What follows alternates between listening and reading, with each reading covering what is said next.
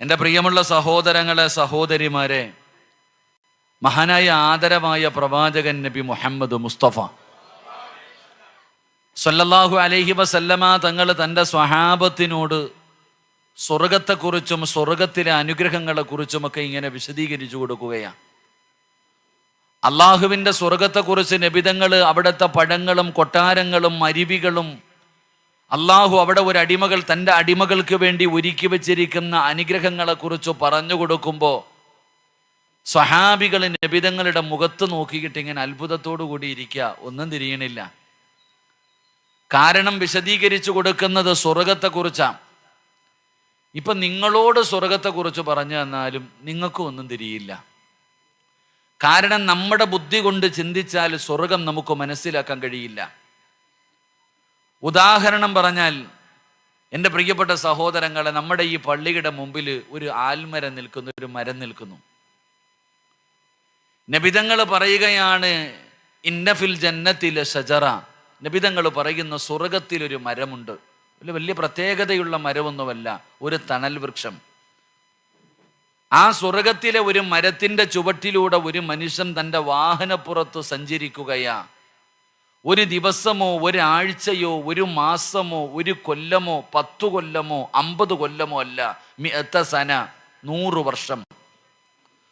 100 വർഷം ഒരു മനുഷ്യൻ സ്വർഗത്തിലെ ഒരു മരത്തിൻ്റെ ചുവട്ടിലൂടെ വാഹനപ്പുറത്ത് സഞ്ചരിച്ചാലും ലാ യഖ്തഉഹ, അവൻ ആ മരം വിട്ടുകിടക്കാൻ കഴിയില്ല എന്ന് ആദരവായ പ്രവാചകൻ നബി മുഹമ്മദ് മുസ്തഫ. 100 കൊല്ലം ഒരു മനുഷ്യൻ തൻ്റെ വാഹനപ്പുറത്ത് സഞ്ചരിച്ചാലും വിട്ടുകിടക്കാൻ കഴിയാത്ത വലുപ്പമുള്ള ഒരു മരം സ്വർഗത്തിലുണ്ട് എന്ന് നബിതങ്ങൾ പറയുമ്പോൾ നമുക്ക് വല്ലതും തിരിയുന്നുണ്ടോ? കാരണം നമ്മുടെ ജീവിതത്തിൽ നമ്മൾ കണ്ടിരിക്കുന്ന ഏറ്റവും വലിയ മരം ഇതുപോലെയുള്ള ആലുമരമാണ്. നിങ്ങളുടെ ഈ പള്ളിയുടെ മുമ്പിൽ നിൽക്കുന്ന മരത്തിനേക്കാളും വലുപ്പമുള്ള മരം നമ്മൾ കണ്ടിട്ടില്ല ജീവിതത്തിൽ. അപ്പൊ ഇത്രയും വലിയ ഒരു മരമാണ് നമ്മുടെ ജീവിതത്തിൽ തന്നെ നമ്മൾ കണ്ടിരിക്കണം. അപ്പൊ സ്വർഗത്തിൽ 100 വർഷം സഞ്ചരിച്ചാലും തീരാത്ത ഒരു വലുപ്പമുള്ള മരമുണ്ടെന്ന് നബിതങ്ങൾ പഠിപ്പിക്കുമ്പോൾ ആ മരത്തിന്റെ വലുപ്പം പോലും നമുക്ക് ചിന്തിക്കാൻ പറ്റുന്നില്ല. അപ്പൊ പിന്നെ സ്വർഗത്തിന്റെ വലുപ്പം എത്ര ആയിരിക്കും? സ്വർഗത്തിലെ ഒരു മരത്തിന്റെ വലുപ്പം ഇത്രയും വലുതാണെങ്കിൽ അള്ളാഹുവിൻ്റെ സ്വർഗത്തിന്റെ വിശാലത എന്താ? നബി സല്ലല്ലാഹു അലൈഹി വസല്ലമ തങ്ങൾ പറയുന്നു, നരകത്തിൽ നിന്ന് ഏറ്റവും അവസാനം സ്വർഗത്തിൽ പോണ ഒരു ചങ്ങാതിയുണ്ട്. ഓൻ അള്ളാഹു സുബ്ഹാനഹു വ തആല നരകത്തിൽ നിന്ന് രക്ഷപ്പെടുത്തിയിട്ട് ചോദിക്കും, നിനക്ക് എന്തു വേണം? ആ ചങ്ങാതി പറയും, അൽഹംദുലില്ലാ, ഒന്നും വേണ്ട പടച്ചവനെ, ഈ തീക്കകത്ത് നിന്ന് എന്നെ രക്ഷപ്പെടുത്തിയല്ലോ, അത് മതി, അൽഹംദുലില്ലാ. അള്ളാഹു ആ മനുഷ്യനോട് ചോദിക്കുന്നു, നിനക്ക് എന്തെങ്കിലും വേണോ? ആ സമയത്ത് ആ ചങ്ങാതി പറയാ, പടച്ചവനെ, നരകത്തിന്റെ മുമ്പിലിരുന്നു മടുത്തു റഹ്മാനെ, ആ കാണുന്ന മരത്തിന്റെ ചുവട്ടിലേക്ക് എന്നെ ഒന്ന് മാറ്റിയിരുത്തിയാൽ അവിടെ ഇരുന്ന സ്വർഗം കാണാൻ പറ്റും, എന്നെ അവിടെ കൊണ്ടിരുത്തുമോ? അള്ളാഹു കൊണ്ട് അവിടെ ഇരുത്തും. കുറച്ച് കഴിയുമ്പോൾ അള്ളാഹു ചോദിക്കും, ഇനി എന്ത് വേണം? ഇവിടെ ഇരുന്നിട്ട് സ്വർഗം നല്ലതുപോലെ കാണുന്നില്ല, അപ്പുറത്തെ മരത്തിന്റെ ചുവട്ടിൽ ചെന്നാൽ സ്വർഗം നല്ലതുപോലെ കാണാം, അവിടെ ഇരുത്തുമോ? അവിടെ കൊണ്ടിരുത്തി. അള്ളാഹു പിന്നെ ചോദിക്കും, നിനക്ക് എന്ത് വേണം? എനിക്ക് സ്വർഗത്തിന്റെ മുമ്പിൽ പോയിരിക്കണം പടച്ചവനെ, എനിക്ക് സ്വർഗത്തിന്റെ മുമ്പിൽ പോയിരിക്കണം. അള്ളാഹു ആ മനുഷ്യനെ സ്വർഗത്തിന്റെ മുമ്പിൽ കൊണ്ടുപോയിരുത്തി. അള്ളാഹു പിന്നീട് ചോദിക്കും, നിനക്ക് എന്തു വേണം? ആ മനുഷ്യൻ പറയുകയാ, കാലുകുത്താനുള്ള സ്ഥലം തരുമോ അള്ളാഹ് സ്വർഗത്തിൽ? അദ്ദേഹത്തിന്റെ ചിന്ത, സ്വർഗത്തിൽ എല്ലാവരും കയറി, സ്വർഗം നിറഞ്ഞു കഴിഞ്ഞു, ഇനി സ്ഥലമില്ല, അതുകൊണ്ട് കാലുകുത്താനുള്ള സ്ഥലം തരുമോ?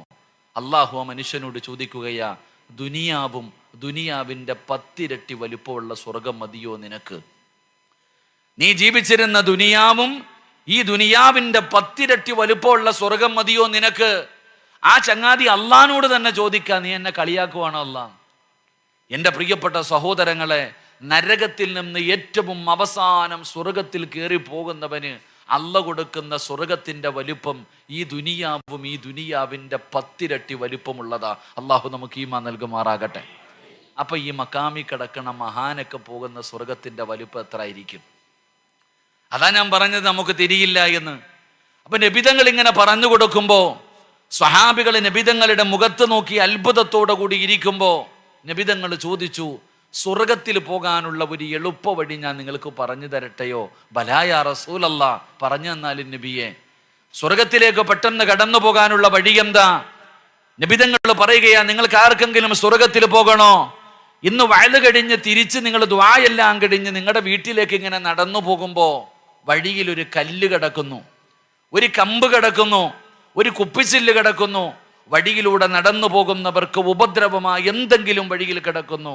ആ വഴിയിൽ കിടക്കുന്നത് നീയെടുത്തു മാറ്റ്, നിനക്ക് സ്വർഗത്തിലേക്ക് പെട്ടെന്ന് പോകാൻ കഴിയുമെന്ന് ആദരവായ പ്രവാചകൻ നബി മുഹമ്മദ് മുസ്തഫ സല്ലല്ലാഹു അലൈഹി വസല്ലമ തങ്ങൾ പറയുന്നു, വഴിയിൽ കിടക്കുന്നത് നീയെടുത്തു മാറ്റ്, നിനക്ക് സ്വർഗത്തിലേക്ക് പെട്ടെന്ന് പോകാം.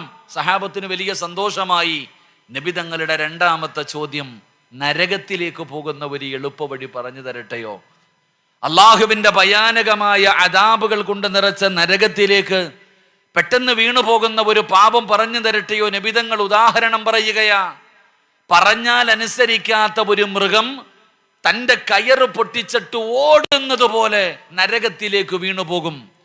നിങ്ങളുടെ പള്ളിയുടെ മിനാരത്തിന്റെ മുകളിൽ കയറി ഒരു കല്ലെടുത്ത് താഴേക്കിട്ടാൽ ആ കല്ല് എത്ര സ്പീഡിലാണോ താഴെ വന്ന് വീഴുന്നത്, അതിനേക്കാളും സ്പീഡിൽ നരകത്തിലേക്ക് വീണു പോകുന്ന ഒരു പാപം ഞാൻ നിങ്ങൾക്ക് പറഞ്ഞു തരട്ടെയോ?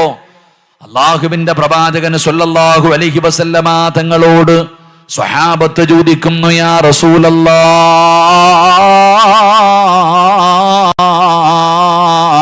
അള്ളാന്റെ നബിയേ, നരകത്തിലേക്ക് പെട്ടെന്ന് വീണു പോകുന്ന പാപം എന്താണെന്ന് നബിതങ്ങളോട് അവിടെന്ന് ചോദിക്കുമ്പോ നമ്മൾ വിചാരിക്കും കള്ള് കുടിക്കുന്നവരായിരിക്കാം, വ്യഭിചരിക്കുന്നവരായിരിക്കാം, പലിശ തിന്നുന്നവരായിരിക്കാം, നിസ്കരിക്കാത്തവരായിരിക്കാം, സിറുക്ക് ചെയ്യുന്നവരായിരിക്കാം, അവരാണ് നരകത്തിലേക്ക് പെട്ടെന്ന് വീണു പോകുന്നതെന്ന് കരുതിയവര്. നബിതങ്ങൾ പറയുകയാ, ആരാട് അള്ളാഹുവിന്റെ ഭയാനകമായ അദാബുകൾ കൊണ്ട് നിറച്ച നരകത്തിലേക്ക് പെട്ടെന്ന് വീണു പോകുന്ന ഒരു പാപം ഏതെന്നറിയുമോ? അള്ളാഹുവിന്റെ വിശുദ്ധമായ ഖുർആനിൽ 114 സൂറത്തുകളുണ്ട്. 6600 പരം വരുന്ന ആയത്തുകൾ അല്ലാഹുവിന്റെ വിശുദ്ധമായ ഖുർആനിലുണ്ട്. നിങ്ങൾ ഒരുപാട് സൂറത്തുകൾ പഠിച്ചവരാണല്ലോ, ഒരുപാട് ആയത്തുകൾ പഠിച്ചവരാണല്ലോ. അള്ളാഹുവിന്റെ വിശുദ്ധമായ ഖുർആനിലെ ഒരു സൂറത്തോ ഒരു ആയത്തോ പഠിക്കാത്ത ആരുമില്ലല്ലോ. മദ്രസയിൽ പഠിക്കുന്ന കാലം 30ാമത്തെ ജുസുവിലെ ഒരുപാട് സൂറത്തുകൾ പഠിച്ചവരാ, ഒരുപാട് ആയത്തുകൾ പഠിച്ചവരാ. ഓർമ്മയുണ്ടോ വാപ്പാ? നീ പഠിച്ച സൂറത്തുകള്, നീ പഠിച്ച ആയത്തുകള് നിനക്കോർമ്മയുണ്ടോ വാപ്പാ? ഓർമ്മയുണ്ടോ പെങ്ങളെ? നബിതങ്ങൾ പറയുന്നു, സ്വഹാബാ, അള്ളാഹുവിന്റെ നരകത്തിലേക്ക് പെട്ടെന്ന് വീണു പോകുന്ന ഒരു പാപം എന്തെന്നറിയുമോ? അത് അള്ളാഹുവിന്റെ വിശുദ്ധമായ ഖുർആൻ പഠിച്ചിട്ടും മറന്നു കളയലാ. അള്ളാഹുവിന്റെ വിശുദ്ധമായ ഖുർആനിലെ ഒരു സൂറത്താകട്ടെ, ഒരു ആയത്താകട്ടെ, അത് പഠിച്ചിട്ടും മറന്നു കളഞ്ഞാൽ അവന് പെട്ടെന്ന് നരകത്തിലേക്ക് വീണു പോകുമെന്ന് നബിതങ്ങൾ അവിടെന്ന് പഠിപ്പിക്കുമ്പോ, ഓർമ്മയുണ്ടോ സഹോദരാ? നെഞ്ചത്ത് കൈവച്ച് ആത്മാർത്ഥമായി നീ നിന്റെ മനസാക്ഷിയോട് ചോദിക്ക്, നീ പഠിച്ച സൂറത്തുകളൊക്കെ നിനക്ക് ഓർമ്മയുണ്ടോ? സമയമില്ലല്ലോ, നിനക്ക് സമയമില്ലല്ലോ. ആ പഠിച്ച സൂറത്തുകളൊന്ന് പാരായണം ചെയ്യാറ്, അതൊന്ന് ഓതിയെടുക്കാറ്, അതിനു വേണ്ടി അല്പസമയമൊന്ന് മാറ്റിവെക്കാറ് എനിക്കും നിങ്ങൾക്കും സമയമില്ലല്ലോ. കാരണം നിനക്ക് നിസാരമായി പോയി. അള്ളാഹുവിന്റെ ഖുർആനിന്റെ മഹത്വം എന്താണ്, പവിത്രത എന്താണ്, അതിന്റെ സ്ഥാനം എന്താണ് പടച്ചവനെ എനിക്കും നിങ്ങൾക്കും തിരിയുന്നില്ലല്ലോ. നിസാരമായി കാണുകയാണ്. അള്ളാഹുവിന്റെ പള്ളികളുടെ അലമാരിക്കകത്ത് അടുക്കി വെച്ചിരിക്കുകയാ വിശുദ്ധമായ ഖുർആൻ.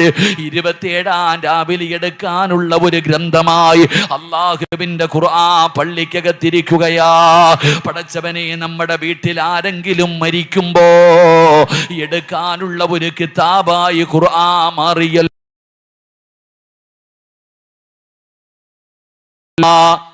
കൊണ്ടുവന്ന് വലിച്ചെറിഞ്ഞിട്ട് പോകുന്ന പത്രമുണ്ടല്ലോ, ആ പത്രത്തിന് കൊടുക്കുന്ന സ്ഥാനം പോലും പലരും ഖുർആനിന് കൊടുക്കാറില്ല. നിനക്കറിയില്ലടോ, അല്ലാഹുവിന്റെ കലാമിനെ നിനക്കറിയാഞ്ഞിട്ടാണ്. അത് പേടിക്കണം സഹോദരാ. അല്ലാഹുവിന്റെ ഖുർആനിന്റെ മഹത്വം എന്തെന്നറിയുമോ? അല്ലാഹു തന്നെ പറയുകയാ, ലൗ അൻസൽനാ ഹാദൽ ഖുർആന അലാ ജബലിൻ ലറഅയ്തഹു ഖാശിഅൻ മുതസദ്ദിയൻ മിൻ ഖശിയത്തില്ലാഹ്. ഈ പരിശുദ്ധമായ ഖുർആനങ്ങാട് അല്ലാഹു സുബ്ഹാനഹു വ തആല ഒരു പർവ്വതത്തിന്റെ മുകൾ തട്ടിലാണ് ഇറക്കിയിരുന്നതെങ്കിൽ, ഒരു മലയുടെ മുകളിലാണ് അല്ലാഹു ഖുർആൻ ഇറക്കിയതെങ്കിൽ, ആ ഖുർആൻ ഇറങ്ങിയത് കാരണം ഭയന്ന് വിറച്ചുകൊണ്ട് ആ പർവ്വതങ്ങൾ പോലും തൂളികളായി പോകുമായിരുന്നു.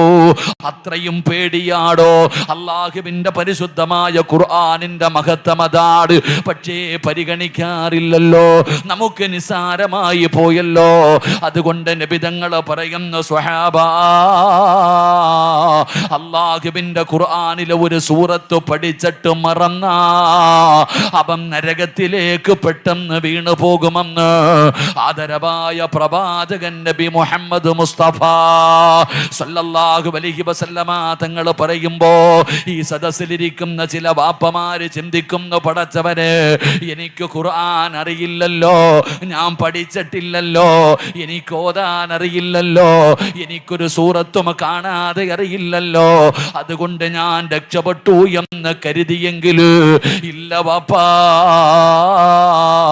അല്ലാഹുവിന്റെ പരിശുദ്ധമായ ഖുർആൻ പഠിച്ചവന്റെയോ പഠിക്കാത്തവന്റെയോ ഓതുന്നവന്റെയോ ഓതാത്തവന്റെയോ കാര്യമല്ല. നിങ്ങൾ എല്ലാവരും ഖുർആൻ കേട്ടവരാ. ജീവിതത്തിൽ ഒരിക്കലെങ്കിലും അല്ലാഹുവിന്റെ പരിശുദ്ധമായ ഖുർആനില് ഒരായത്തെങ്കിലും ജീവിതത്തിൽ കേൾക്കാത്തവരുണ്ടോ? എല്ലാവരും കേൾക്കുന്നവരല്ലേ? എല്ലാരും അല്ലാഹുവിന്റെ ഖുർആൻ കേൾക്കുന്നവരാ. കേൾക്കാത്ത ഒരു മനുഷ്യനുമില്ല. ഒരായത്തെങ്കിലും നിന്റെ ജീവിതത്തിൽ കേൾക്കുമല്ലോ. നീ പരിഗണിച്ചിട്ടുണ്ടോ വാപ്പാ?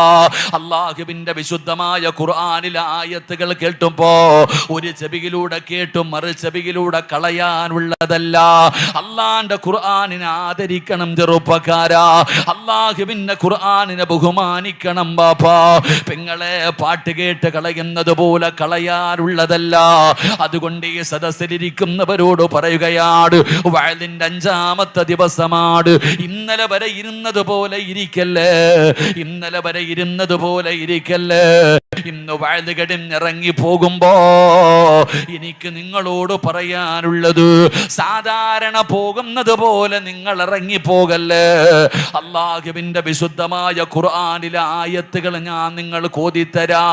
ഇത് കേട്ടാ നീ നന്നാകണം, ഇത് കേട്ടാ നീ പേടിക്കണം, ഇത് കേട്ടാ നിന്റെ കൈകാല് വിറയ്ക്കണം, ഈ ആയത്ത് കേട്ടാ നിന്റെ കണ്ണ് നിറയണം. അല്ലാതെ സാധാരണ ഇറങ്ങി പോകുന്നത് പോലെ പോകാനാണ് നിന്റെ പരിപാടിയെങ്കിൽ അല്ലാഹു നിനക്ക് തരുന്ന ശിക്ഷ എന്തെന്നറിയുമോ? കള്ള് കുടിച്ചവന്റെയല്ല, വ്യഭിചരിച്ചവന്റെയല്ല, പലിശ തിന്നവന്റെയല്ല, മുനാഫിക്കിന്റെയല്ല, സിറുക്ക് ചെയ്യുന്നവന്റെയല്ല, അഹങ്കാരികളുടെയല്ല. പിന്നെ ആർക്ക് കൊടുക്കുന്ന ശിക്ഷ? അല്ലാഹുവിന്റെ ഖുർആനിലെ ആയത്ത് കേട്ടിട്ട് പരിഗണിക്കാത്തവന്, നിഷേധിക്കുന്നവന്, നിസാരമായി കാണുന്നവന് അല്ലാഹു 10 ശിക്ഷ കൊടുക്കുമെന്ന് അല്ലാഹുവിന്റെ വിശുദ്ധ ഖുർആൻ. അല്ലാഹുവിന്റെ പരിശുദ്ധമായ ഖുർആനിലെ ഒരു സൂറത്തോ ഒരു ആയത്തോ പഠിച്ചിട്ടോ മറന്ന അല്ലാഹു നമ്മളെ കാക്കുമാറാകട്ടെ. ഉറക്കെ പറഞ്ഞ അല്ലാഹു കാക്കുമാറാകട്ടെ. സമയമില്ലടോ നമുക്കൊന്നൊന്ന് ഓതിയെടുക്കാൻ, അത് ഉസ്താദന്മാരുടെ പണിയല്ലേ. ഖുർആനൊക്കെ പഠിച്ചിട്ട് ഇങ്ങനെ നടക്കുക. ചെമ്മീനിലെ പാട്ട് ഇപ്പോഴും പാടും നീ, എന്നാ നീ 2ാം ക്ലാസ്സിൽ പഠിച്ച സൂറത്തൊന്ന് ഓദിക്ക്. സമയമില്ല നമുക്ക്. എൻ്റെ പ്രിയപ്പെട്ട സഹോദരങ്ങളെ, പഠിക്കോ പഠിക്കാതിരിക്കുക അതൊക്കെ നിങ്ങളുടെ വിഷയം, എൻ്റെ വിഷയമല്ല. ഇഷ്ടമുണ്ടെങ്കിൽ പഠിക്കുക, ഇല്ലെങ്കിൽ വേണ്ട. ഞാൻ ചോദിക്കുന്നത്, നീ ഖുർആൻ കേൾക്കുമല്ലോ, ഈ ഉസ്താദന്മാരൊക്കെ ഇങ്ങനെ ഓതിത്തരുന്ന ആയത്ത് നീ വിചാരിച്ച് പിരിക്കാനുള്ളതാണില്ലേ? ഉസ്താദന്മാരിതൊക്കെ ഓതിത്തരുമ്പോ നിസാരം, പരിഹാസം.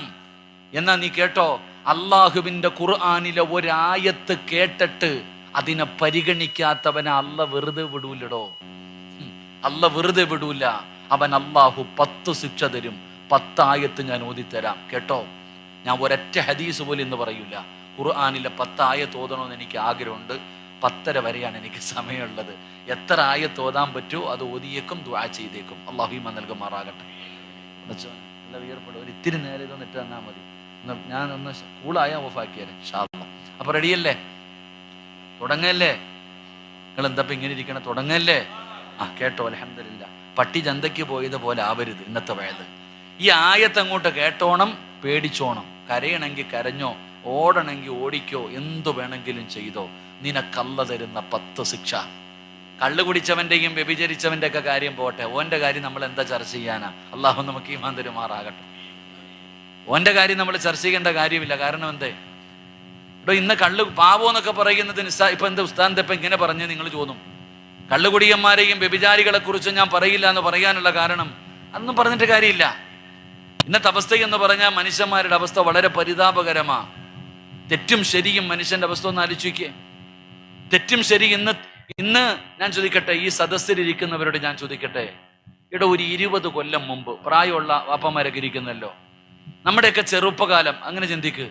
20 കൊല്ലം മുമ്പ് ഈ പള്ളിക്കകത്ത് നമസ്കരിക്കാൻ വന്നിരുന്ന ഏതെങ്കിലും ഒരു മനുഷ്യൻ കള്ളു കുടിക്കുവോ? നിങ്ങൾ പറയടോ, കുടിക്കുവോ? കുടിക്കത്തില്ല. കള്ളു കുടിക്കുന്ന ഏതെങ്കിലും ഒരുത്തം പള്ളിക്കകത്ത് കയറൂല. വ്യഭിചരിച്ച് നടക്കുന്ന ഏതെങ്കിലും ഒരുത്തം പള്ളി നിസ്കരിക്കാൻ വരുമോ? ഇല്ല. നിസ്കരിക്കാൻ വരുന്നപ്പം വ്യഭിചരിക്കാൻ പോവോ? ഇല്ല. പലിശ കച്ചവടം നടത്തുന്നപ്പം പള്ളി വരൂല. പള്ളി വരുന്നപ്പം പലിശ കച്ചവടം നടത്തൂല. ഇത് പണ്ട്. ഇപ്പോ പേവെള്ളം അടിച്ചിട്ട് ഓടയിലും കിടക്കും, നിസ്കരിക്കാൻ പള്ളിക്കകത്തും വന്നിരിക്കും. അള്ളാഹു ഈമാൻ നൽകുമാറാകട്ടെ. ഇല്ലേ? വെള്ളമടിക്കുന്നവൻ പള്ളിക്കകത്ത് വരത്തില്ലേ? അപ്പം വെള്ളമടിക്കുന്നുകൊണ്ട് നിസ്കരിക്കാൻ വരുന്നുണ്ട്. നാട്ടിലെ ഏറ്റവും വലിയ പെണ്ണുപിടിയൻ കമ്മിറ്റി ഓഫീസിൽ കയറിയിരിക്കും പള്ളി പരിപാലിക്കാൻ. അള്ളാഹു കാക്കുമാറാകട്ടെ. അള്ളാഹു കാക്കുമാറാകട്ടെ. പിന്നെ പലിശയെ കുറിച്ച് പറയാതിരിക്കല നല്ലത്. സാധാരണ പള്ളിയിലെ ഖത്തീബ് ഉസ്താദ് ദുആ ചെയ്യുന്ന നിസ്കാരം കഴിഞ്ഞിട്ട് ഉസ്താദിന് തന്നെ തോന്നാറുണ്ട്, ഞാൻ ആർക്ക് വേണ്ടി അള്ളാഹ് ഇത് ചെയ്യണേന്ന്. പള്ളിയിലെ ഉസ്താദ് 5 വഖത്ത് നിസ്കാരം കഴിഞ്ഞ് ദുആ ചെയ്യുമ്പോ ഉസ്താദിന് തന്നെ തോന്നോ, ഇത് ആർക്കല്ല ഞാൻ ചെയ്യണേ. കാരണം എന്തേ? സദ്യ ഉണ്ണാനിരിക്കണ പോലെ പലരും ഇരിക്കണേ, കൈപോലും പൊക്കത്തില്ല, ആമീനിന്റെ ശബ്ദം പോലും കേൾക്കത്തില്ല. എന്തൊരു നിശബ്ദതയാണെന്നറിയോ? ശബ്ദമൊക്കെ കേൾക്കണമെങ്കിൽ പൊതുയോഗത്തിൽ പോകണം. അള്ളാഹു ഈമാൻ തരുമാറാകട്ടെ. ഉസ്താദ് തന്നെ ഇങ്ങനെ തോന്നുക, അല്ല ആർക്കല്ല ഞാൻ ദുആ ചെയ്യണേന്ന്. പക്ഷെ ഒരു ദിവസം ഉസ്താദ് നോക്കുമ്പോ പതിവില്ലാതെ ഒരു ആമീൻ കേൾക്കുന്നു പള്ളിയിൽ. ആമീൻ ആമീൻ ആമീൻ. ഉസ്താദിന് തന്നെ അത്ഭുതം, ആരാ അല്ല ഈ ആമീൻ പറയണേ? ഉസ്താദ് പറയുന്ന പടച്ചവനെ നരകത്തിൽ നിന്ന് രക്ഷപ്പെടുത്തണം. ഉസ്താദ് ഇങ്ങനെ നോക്കുമ്പോ ഒരു സഹോദരൻ 1-ാമത്തെ സഫിൽ ഇരുന്നിട്ട് 2 കൈയും ഉയർത്തിപ്പിടിച്ചിട്ട് ഇങ്ങനെ ആമീൻ പറയാ. ഉസ്താദ് പറയണം, നരകത്തിൽ നിന്ന് രക്ഷപ്പെടുത്തണേ അല്ല, ആമീൻ. സ്വർഗം തരണേ അല്ല, ആമീൻ. പടച്ചവനെ നല്ല മരണം കൊടുക്കണേ അല്ല, ആമീൻ. ഉസ്താദിന് വലിയ സന്തോഷമായി. ഉസ്താദ് ഓനെ ഒന്ന് നല്ലതുപോലെ നോക്കി. ഈ കൈപൊക്കി പിടിച്ചുകൊണ്ട് 1-ാമത്തെ സഫിലിരുന്ന ആമീൻ പറയുന്ന മനുഷ്യന് ഉസ്താദ് നല്ലതുപോലെ ഒന്ന് നോക്കിയപ്പോ അവന്റെ പോക്കറ്റിന്റെ അകത്തിരിക്കുന്നുണ്ട്, നാളെയാണ് നാളെയാണ് നാളെയാണ് ഓണ ബമ്പർ ലോട്ടറി പോക്കറ്റിൽ വെച്ചിട്ടുണ്ട് അവൻ. അല്ലാഹു ഈമാൻ നൽകുമാറാകട്ടെ. ഇവൻ ആ പള്ളിക്കകത്തിരുന്ന് ആമീൻ പറയുന്നേ. ലോട്ടറി എടുത്ത് പോക്കറ്റിൽ വെച്ചിട്ടാണ് അവൻ പള്ളിക്കകത്ത് വന്നിരുന്നിട്ട് ആമീൻ പറയുന്നേ. ഇതാണ് ഇന്നത്തെ അവസ്ഥ. അള്ളാഹു നമ്മളെ കാക്കുമാറാകട്ടെ. ഖത്തീബിന് കള്ളുകുടിയെക്കുറിച്ചോ വ്യഭിചാരത്തെക്കുറിച്ചോ പലിശയെക്കുറിച്ചോ പ്രസംഗിക്കാൻ പോലും പറ്റൂല പള്ളിക്കകത്ത്. ഉസ്താദ് എങ്ങാനും കള്ളുകുടിയെക്കുറിച്ച് പ്രസംഗിച്ച വെള്ളിയാഴ്ച പള്ളിക്കകത്ത് ഇരിക്കുന്നവൻ പറയും, അളിയ ഇത് എനിക്കുള്ളതാടാ, ഇതെന്നെ ഉദ്ദേശിച്ചാടാ, ഇതെനിക്കിട്ടുള്ള പണിയാ. പള്ളിക്കകത്തിരിക്കുന്നവൻ പോലും പറയുന്ന കാലം. കാരണം മനുഷ്യന്മാരങ്ങനെ ആയിപ്പോയി. അതുകൊണ്ട് ഞാൻ പറയുന്നത് അതൊക്കെ പോകട്ടെ. ഖുർആനിലെ ആയത്തുകൾ കേട്ടിട്ട് കളിക്കുന്ന ആൾക്കാരുണ്ട്, നിസ്സാരമാക്കുന്നവരുണ്ട്. ഇത് നിസ്സാരമാക്കാനുള്ളതല്ല, നീ പേടിക്കണം. അള്ളാഹു നമ്മളെ കാത്തിരക്ഷിക്കുമാറാകട്ടെ. അള്ളാഹു നമ്മളെ കാത്തിരക്ഷിക്കുമാറാകട്ടെ. അപ്പൊ 1-ാമത്തെ ശിക്ഷ എന്താ? അള്ളാന്റെ വിശുദ്ധമായ ഖുർആനിനെ പരിഗണിക്കാത്തവർക്ക് അള്ളാഹു കൊടുക്കുന്ന 1-ാമത്തെ ശിക്ഷ എന്താ? ഈ സദസ്സിലിരിക്കുന്ന ചില മക്കൾ ഉസ്താദന്മാരെ കാണുമ്പോൾ പറയാറുണ്ട്, ഉസ്താദെ എൻ്റെ വാപ്പായ്ക്ക് 55 വയസ്സായി, 60 വയസ്സായി, മുടി നരച്ചു, തൊലി ചുളുങ്ങി, രോഗിയാ, എന്നിട്ട് എൻ്റെ വാപ്പാടെ സ്വഭാവം മാറിയിട്ടില്ല ഉസ്താദെ. എൻ്റെ വാപ്പ നന്നാകുന്നില്ല, നിസ്കരിക്കുന്നില്ല, ഖുർആൻ ഓതുന്നില്ല, 18കാരന്റെ ജീവിത വാപ്പ ഇപ്പോഴും നന്നാകുന്നില്ലടോ. പ്രായം ചെന്നിട്ട് പോലും എൻ്റെ ഉപ്പ നന്നാകുന്നില്ല. പെൺകുട്ടികൾ ഉമ്മയെ കണ്ടിട്ട് ചോദിക്കുന്നു, ഉസ്താദേ 50ഉം 55ഉം വയസ്സായിട്ട് മരണത്തിലേക്ക് കാല് നീട്ടിയിരിക്കുന്ന എൻ്റെ ഉമ്മ ഇപ്പോഴും ഏറ്റവും കൂടുതൽ സമയം ചെലവഴിക്കുന്നത് TV-യുടെ മുമ്പിലാ. നാവെടുത്ത നല്ലതേ പറയത്തുള്ളൂ ഉമ്മ. നാവെടുത്തു കഴിഞ്ഞാൽ ഏഷണി പരദൂഷണം ഉപദേശിക്കാൻ ചെന്നാ പടച്ചവനെ പ്രാവുകയാ. ഉമ്മയുടെ സ്വഭാവത്തിന് യാതൊരു മാറ്റവുമില്ല. മക്കൾ തന്നെ പറയുന്നു ഉപ്പയും ഉമ്മയും നന്നാകാൻ ദുആ ചെയ്യാൻ. ഇതേപോലെ തന്നെയാണ് 15ഉം 20ഉം വയസ്സുള്ള കുട്ടിയെ കുറിച്ച് വാപ്പ പറയുകയാ, എന്തു പറ്റി എൻ്റെ മോന്? അല്ലാഹുവേ എന്തു പറ്റി പടച്ചവനെ? പറഞ്ഞാൽ അനുസരിക്കുന്നില്ല. മാതാപിതാക്കളെ തല്ലാൻ തയ്യാറാകുന്നു, കണ്ണുനീര് കുടിപ്പിക്കുന്നു. എന്തു പറ്റി? മരണവും ഖബറും നരകവും പറഞ്ഞു കൊടുത്തിട്ട് പോലും എൻ്റെ മക്കൾ നന്നാകുന്നില്ലല്ലോ. എന്താണ് എൻ്റെ മകന് പറ്റിയത്? എൻ്റെ മകൾക്ക് എന്താണ് പറ്റിയത്? സങ്കടപ്പെടുന്ന മാതാപിതാക്കളുണ്ട്. പെട്ടെന്ന് മനസ്സിലാകുന്ന ഒരു ഉദാഹരണം പറയാം. നിങ്ങളുടെ നാട്ടിലെ 18 വയസ്സുള്ള ഒരു പെൺകുട്ടി വാട്സപ്പിലോ ഫേസ്ബുക്കിലോ ഇൻസ്റ്റാഗ്രാമിലോ അല്ലെങ്കിൽ ബസ് സ്റ്റോപ്പിലോ വെച്ചൊരു ചെറുപ്പക്കാരനുമായി പരിചയമാവുകയാണ്. പരിചയം പിന്നെ പ്രണയത്തമായി. പ്രണയം തലയ്ക്ക് പിടിച്ചു. അവസാനം അവനില്ലാതെ അവൾക്ക് ജീവിക്കാൻ കഴിയാതെ വന്നപ്പോ അവസാനം അനുവാദമില്ലാതെ ഇറങ്ങിപ്പോവുകയാണ്. കണ്ടവന്റെ കൂടെ ഇറങ്ങിപ്പോയി. അവളെ അവസാനം പിടിച്ചുകൊണ്ട് വരികയാണ്. ആ പെൺകുട്ടിയെ തിരിച്ചു പിടിച്ചു കൊണ്ടുവന്നോ. കയ്യിൽ കിട്ടിയപ്പോ 4 തല്ല് കൊടുക്കുകയാണ്.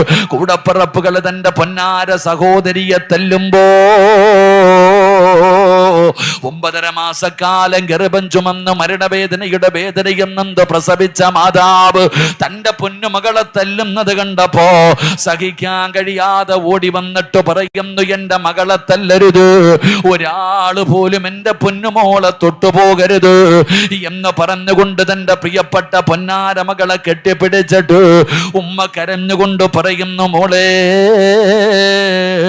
അവനെ നമുക്ക് വേണ്ട, അവൻ നമ്മുടെ മതമല്ല, അവനെ നീ മറക്കണം മോളെ. പൊട്ടിക്കരഞ്ഞുകൊണ്ട് മാതാവ് തന്റെ പൊന്നുമകളോട് യാചിക്കുകയാണ്. അനക്കമില്ലടോ. ആ പെണ്ണിന്റെ തീരുമാനത്തിൽ അനക്കമില്ല, ഒരു മാറ്റവുമില്ല. ഉമ്മ പരാജയപ്പെട്ടു. എന്നും തല ഉയർത്തി നടന്നിരുന്ന ജന്മം കൊടുത്ത പിതാവ് തന്റെ പൊന്നാര മകളുടെ മുമ്പിൽ നിറഞ്ഞു കഴുതാ അതാ കലങ്ങിയ കണ്ണുകളുമായി കിടന്നു വരികയാ. മോളെ, ഉപ്പാന നാണം കെടുത്തരുത്. ഇനി നാട്ടുകാരുടെ മുമ്പിൽ തല ഉയർത്താൻ കഴിയില്ല. നിന്റെ കൂടപ്പറപ്പുകൾക്ക് ഒരു നല്ല ജീവിതം ഇനി കിട്ടൂല. നീ ഇറങ്ങിപ്പോയാ കുടുംബസമേതം ആത്മഹത്യ ചെയ്യലല്ലാതെ വേറൊരു വഴിയുമില്ല. എൻ്റെ പൊന്നുമോള് വാപ്പ പറയുന്നത് കേൾക്കണേ, അവനെ മറക്കണേ. ഇല്ല വാപ്പാ, വാപ്പ പരാജയപ്പെടുകയാ. പിന്നെ കൂടപ്പറപ്പ് വന്നോ, കുടുംബക്കാര് വന്നോ, കാരണവന്മാര് വന്നോ, അല്ലാഹുവേ അയൽവാസികൾ വന്നോ, മഹല്ല് കമ്മിറ്റിക്കാര് വന്നോ. ആരൊക്കെ ഉപദേശിച്ചിട്ടും അവള് നന്നാകുന്നില്ല. അവസാനം പള്ളിയിലെ ഇമാമ് വന്നു. ആ പെണ്ണിനോട് നരകവും ഖബറും ശിക്ഷകളെല്ലാം പറഞ്ഞു കൊടുക്കുകയാ. ഉസ്താദ് പറഞ്ഞു, മോളെ അല്ലാഹനെ മറന്നുകൊണ്ടിറങ്ങി പോകരുത്. നിന്റെ ഈമാൻ പോലും നഷ്ടപ്പെട്ടു പോകും. നിന്റെ ആഖിബത്ത് മോശമായി പോകും. നരകമുണ്ട് മോളെ, ഖബറുണ്ട് മോളെ, പരലോകമുണ്ട് മോളെ, മസ്റയുണ്ട് മോളെ. ഉസ്താദ് ഇങ്ങനെ പലതും പറഞ്ഞു കൊടുത്തു. പക്ഷേ അവസാനം ആ പ്രിയപ്പെട്ട പെണ്ണിറങ്ങി പോകും. കോടതിയുടെ വരാന്തയിൽ കോടതിയിൽ കേസ് ചെന്നോ. ജഡ്ജി ചോദിക്കുന്നു, 18 കൊല്ലം പോറ്റി വളർത്തിയ മാതാപിതാക്കളെ വേണോ? 18 ദിവസം മുമ്പ് പരിചയപ്പെട്ടവനെ വേണോ? ആ പെണ്ണൊരു മടിയുമില്ലാതെ പറയുകയാ, എന്റെ ഉപ്പാനെ എനിക്ക് വേണ്ട, എന്റെ ഉമ്മാനെ എനിക്ക് വേണ്ട, അവരുടെ കൂടെ എന്നെ വിടല്ലേ. എനിക്കെന്റെ സ്വന്തം ഇഷ്ടപ്രകാരം ജീവിക്കണം. എനിക്കെന്റെ ചേട്ടൻ വേദന മതിയെന്ന് പറഞ്ഞ് കാമുകന്റെ കയ്യിൽ പിടിച്ചുകൊണ്ട് ആ പെൺകുട്ടി ഇറങ്ങി പോകുമ്പോ മാതാവ് കരയുകയാ, പിതാവ് കരയുകയാ, കൂടപ്പിറപ്പ് കരയുകയാ. എല്ലാവരും യാചിച്ചിട്ടും അവളുടെ മനസ്സു മാറുന്നില്ലല്ലോ. ഉമ്മ കരഞ്ഞുകൊണ്ട് പറയുന്നു, അല്ലാ എന്റെ മോൾക്ക് എന്തു പറ്റി പടച്ചവനെ, ഇവളിങ്ങനായിരുന്നില്ലല്ലോ, ഇവളിങ്ങനെ ആയിരുന്നില്ലല്ലോ, എന്തേ ഇവളുടെ ഹൃദയം കരിമ്പാറയ പോലെ ആയിപ്പോയത്? അതിന്റെ കാരണമാണോ ഞാൻ പറയുന്നത്? അല്ലാഹുവിന്റെ വിശുദ്ധമായ ഖുർആൻ, വമൻ അളിലമു മിമ്മൻ ദുക്കിറ ബിആയാതി റബ്ബി, അല്ലാഹുവിന്റെ പരിശുദ്ധമായ ഖുർആൻ പറയുകയാ, ഒന്നാമത്തെ ശിക്ഷ, അല്ലാഹുവിന്റെ ഖുർആൻ ഒരു ചെവിയിലൂടെ കേട്ട് മറു ചെവിയിലൂടെ കളയുന്ന മനുഷ്യൻ അല്ലാഹു കൊടുക്കുന്ന ഒന്നാമത്തെ ശിക്ഷ, വഇൻ തദഊഹും ഇലൽ ഹുദാ ഫലയഹ്തദൂ ഇദൻ അബദാ. സിറാജ് പറഞ്ഞതല്ല, അല്ലാഹു പറയുകയാണ്, വഇൻ തദഊഹും ഇലൽ ഹുദാ ഫലയഹ്തദൂ ഇദൻ അബദാ. ഒരിക്കലും നന്നാകില്ലടോ, ഒരിക്കലും നന്നാകില്ലടോ. അവരുടെ ഹൃദയത്തിനകത്തേക്ക് ഹിദായത്തിന്റെ വെളിച്ചം കേറൂല, ഈമാനിന്റെ പ്രകാശം അവരുടെ ഹൃദയത്തിനകത്തേക്ക് ഒരിക്കലും കേറൂല. അല്ല എഴുതി എങ്ങ് തെള്ളുകയാണ്, അല്ലാഹു എഴുതി തെള്ളുകയാണ്. നിന്റെ മകനോട് നിന്റെ മകളോട് എത്ര ഉപദേശിച്ചിട്ടും നന്നാകാത്തതിന്റെ കാരണം എന്താ? നിന്റെ വാപ്പ നന്നാകാത്തത്, പ്രായം ചെന്ന ഉമ്മ നന്നാകാത്തത്, അതിന്റെ കാരണം എന്തെന്നറിയുമോ? നിങ്ങൾ ഉപദേശിക്കുന്നത് അവര് കേൾക്കൂല, നിങ്ങൾ എത്ര വഅ്ള് പറഞ്ഞാലും അവര് കേൾക്കൂല. വഇദ് ഖാല മൂസാ ലിഖൗമിഹി യാ ഖൗമി ലിമ തുദൂനനി വഖദ് തഅലമൂന അന്നീ റസൂലുള്ളാഹി ഇലൈക്കും ഫലമ്മാ അല്ലാഹു ഖുലൂബഹും വല്ലാഹു ലാ യഹ്ദിൽ ഖൗമൽ ഫാസിഖീൻ. അല്ലാഹു പറയുകയാ, അല്ലാഹുവിന്റെ വിശുദ്ധമായ ഖുർആൻ കേട്ടിട്ട് പരിഗണിക്കാത്തവന്റെ ചെവി അല്ലാഹു അടച്ചു കളയും, അവന്റെ ഹൃദയം അല്ലാഹു അടച്ചു കളയും, അല്ലാഹു സീല് വെക്കും. ഫലമ്മാ സാഹു അസാല്ലാഹു ഖുലൂബഹും വല്ലാഹു ലാ യഹ്ദിൽ ഖൗമൽ ഫാസിഖീൻ. അല്ലാഹു സീല് വെച്ച പിന്നെ ആർക്കാ പൊട്ടിക്കാൻ പറ്റുക? ഈ ലോകത്തിന്റെ അധിപനായ പടച്ച റബ്ബ് ഒരിടത്ത് സീല് വെച്ചാൽ ആ സീല് പൊട്ടിക്കാൻ ഈ ലോകത്താരെ കൊണ്ടാ പറ്റാ? ഒരുത്തനെ കൊണ്ടും പറ്റൂല. അവന്റെ ഹൃദയത്തിലേക്ക് പിന്നെ ഒരു കാലത്തും ഈമാനിന്റെ പ്രകാശം കേറൂല. അല്ല എഴുതി തള്ളി. അള്ളാഹു നമ്മളെ കാക്കുമാറാകട്ടെ. പെട്ടെന്ന് മനസ്സിലാകുന്ന ഒരു ഉദാഹരണം പറയാം. റമളാനിന്റെ ഒന്നാമത്തെ രാവിൽ തന്നെ സർവ്വ ശൈത്താന്മാരെയും മലക്കുകൾ പിടിച്ച് ചങ്ങലക്കിടുമെന്ന് ആദരവായ പ്രവാചകൻ നബി മുഹമ്മദ് മുസ്തഫ. ഇടൂല്ലേ? റമളാനിന്റെ ഒന്നാമത്തെ രാവിൽ തന്നെ ഈ ഭൂമിയിലുള്ള സർവ്വ ശൈത്താന്മാരെയും പിടിച്ചു കെട്ടിയിടൂല്ലേ? പറയടോ കാക്ക, ഇടുവോ? കെട്ടിയിടുവോ? നിങ്ങളുടെ നാട്ടിൽ ഇടൂല്ലേ? കെട്ടിയിടും. എല്ലാ ശൈത്താന്മാരെയും കെട്ടിയിടും. എന്നിട്ട് നോമ്പ് പിടിക്കാതെ നടക്കുന്ന ചില കാക്കാമാരില്ലേ? റമളാൻ മാസത്തിൽ നോമ്പ് പിടിക്കാതെ പള്ളിക്കകത്ത് കയറി നിസ്കരിക്കാതെ പരസ്യമായി മുണ്ടും മടക്കി കുത്തി വീടിയും വലിച്ചു നടക്കുന്ന കാക്കാമാരെ കണ്ടിട്ടില്ലേ? എടാ, അമുസ്ലിമായ സഹോദരൻ ചോദിക്കുന്നു, ഇത് റമളാനല്ലേ, നിനക്ക് നോമ്പില്ലേ? പോടാ, നിന്റെ പണി നോക്കടാ. അവൻ പോലും നോമ്പ് പിടിക്കും. അമുസ്ലിമായ സഹോദരങ്ങൾ പോലും റമളാനിൽ നോമ്പ് പിടിക്കുന്നവരില്ലേ? റമളാനിനെ ആദരിക്കുന്നവരില്ലേ? വീട്ടിൽ കയറി ചെല്ലുമ്പോൾ പെണ്ണുമ്പിള്ള ചോദിക്കുന്നു, ഇക്കാ നിങ്ങളുടെ രോഗം പിടിച്ചു കിടക്കണ വാപ്പ വരെ നോമ്പ് പിടിക്കുന്നു, നിങ്ങൾ എന്തേ നോമ്പ് പിടിക്കാത്ത? പൊടി മാറി ചോദിച്ചത് മാത്രമേ ഓർമ്മ കാണത്തുള്ളൂ. അള്ളാഹു നമ്മളെ കാക്കുമാറാകട്ടെ. അതങ്ങനാടോ? അള്ളാഹു ചിലതിനെ അങ്ങ് എഴുതി തള്ളിക്കളയും. നന്നാകാത്തതിന്റെ കാരണം അതാ. പിന്നെ അവനെ നന്നാക്കാൻ ഉസ്താദിനെ കൊണ്ട് പറ്റുമോ? ഇല്ല, ആരെ കൊണ്ടും പറ്റൂല. അള്ളാഹു സീലടച്ചു കഴിഞ്ഞാൽ അങ്ങനെ സീല് വെച്ച് കഴിഞ്ഞാൽ പോയി. ഇന്ത്യയുടെ പ്രസിഡന്റ്, രാഷ്ട്രപതി ഒരു സീല് വെച്ചാൽ കഴിഞ്ഞില്ലേ? ഇതുപോലെയാണ് അള്ളാഹു സീല് വെച്ച് കഴിഞ്ഞാൽ പിന്നെ നന്നാക്കാൻ പറ്റില്ലടോ. അള്ളാഹു നമ്മളെ കാക്കുമാറാകട്ടെ. അള്ളാഹു നമ്മളെ കാക്കുമാറാകട്ടെ. ഒരുത്തന് നന്നാകണമെന്ന് അവന് തോന്നണം. സിറാജിന് നന്നാകണമെന്ന് സിറാജിന് തോന്നണം. നിങ്ങളെ കൊണ്ട് നന്നാക്കാൻ പറ്റുമോ? ഒരാൾക്ക് നന്നാകണമെന്ന് അവന് തോന്നിയാലേ അള്ളാഹു അവനെ നന്നാക്കൂ.